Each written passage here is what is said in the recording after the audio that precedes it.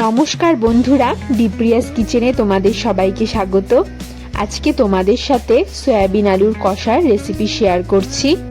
বাড়িতে থাকা সামান্য কিছু মশলা দিয়েই আপনারা এই অপূর্ব স্বাদের রান্নাটা তৈরি করে নিতে পারবেন। এইরকম একটা রেসিপি বানিয়ে নিলে মাছ মাংসেরও দরকার পড়বে না। এটা রুটি, লুচি, ফ্রাইড রাইস অথবা পোলাওয়ের সাথে খেতেও অসাধারণ লাগে। তো রেসিপিটি বানিয়ে নেওয়ার জন্য প্রথমে আমি কড়াইতে পরিমাণ মতন জল দিয়ে দিলাম। তো জলটা একটু গরম হয়ে গেলে এখানে আমি 200 গ্রাম পরিমাণ মতন সয়াবিন দিয়ে দিলাম। আপনারা আপনাদের পরিমাণ অনুযায়ী সয়াবিন ব্যবহার করবেন।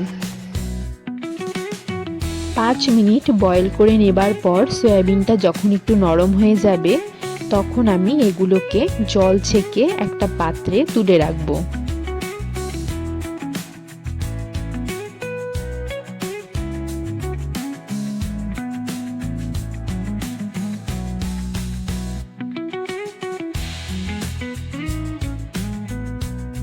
এবার কড়াইতে 2 টেবিল চামচ পরিমাণ সরষের তেল দিয়ে দিলাম।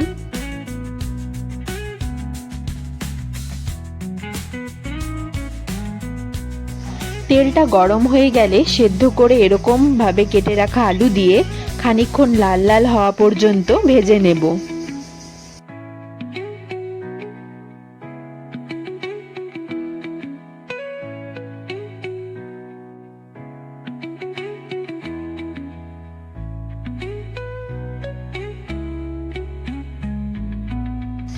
আলুগুলো ভেজে নেওয়ার পর সয়াবিনগুলো চিপে জল ঝরিয়ে নিয়েছি, এগুলো এখানে দিয়ে দেব।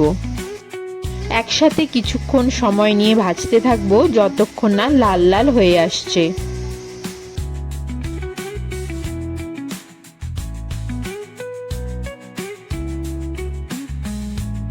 দেখতে পাচ্ছ সয়াবিন ও আলুটা ভালো করে ভাজা হয়ে গেছে।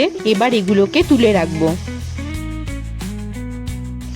সয়াবিন ও আলুটা তুলে রাখার পর কড়াইতে সরষের তেল দিয়ে দিলাম। তেলটা গরম হয়ে গেলে 1 টেবিল চামচ পরিমাণ গোটা জিরে, একটা এলাচ ও দারচিনি ফোড়নে দিয়ে দিলাম। এগুলিকে সামান্য নেড়েচেড়ে নেওয়ার পর যখন সুন্দর একটা গন্ধ বেরোবে তখন এর মধ্যে 2 চামচ পরিমাণ পেঁয়াজ বাটা দিয়ে দিলাম।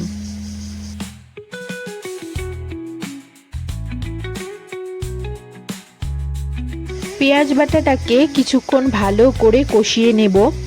এবার এর মধ্যে 2 চামচ পরিমাণ রসুন বাটা দিয়ে দিলাম।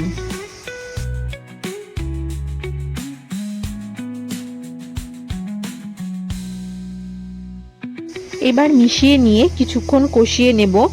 খানিকক্ষণ পর এর মধ্যে 1.5 চামচ পরিমাণ কাঁচা লঙ্কা বাটা দিয়ে দিলাম।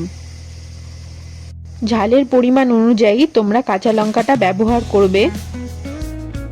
এবার সবকিছুকে খানিকক্ষণ নাড়িয়ে চাড়িয়ে নেওয়ার পর পরিমাণ মতন লবণ ও হলুদ গুঁড়ো এর মধ্যে দিয়ে দিলাম।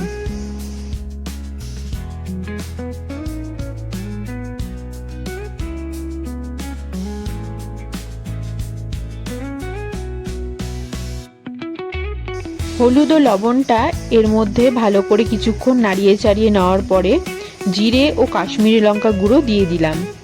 এগুলোকে কিছুক্ষণ নাড়াচাড়া করার পর মশলাটা যখন একটু ভাজা ভাজা হয়ে আসবে তখন পরিমাণ মতন টমেটো বাটা দিয়ে দেব।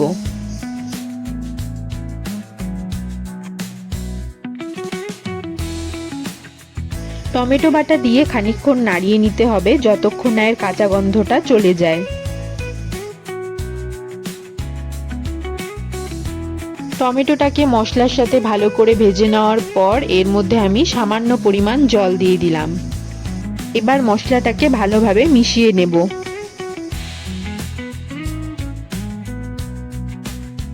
খানিকক্ষণ পর মশলাটা থেকে যখন তেল বেরিয়ে আসবে ও শুকনো হয়ে যাবে তখন পরিমাণ মতন জল দিয়ে দেব।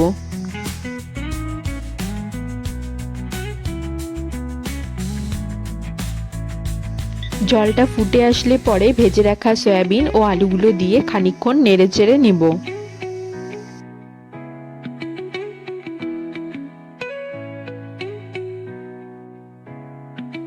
এবার 2 থেকে 3 মিনিটের জন্য ঢেকে রেখে নামানোর আগে সামান্য পরিমাণ চিনি দিয়ে নামিয়ে নিলেই সয়াবিন আলুর কষা একদম তৈরি হয়ে যাবে। রান্নাটি ভালো লাগলে অবশ্যই লাইক করবেন, চ্যানেলটিকে সাবস্ক্রাইব করবেন, শেয়ার করবেন আর কমেন্টে অবশ্যই জানাবেন যে কেমন লাগলো। ধন্যবাদ।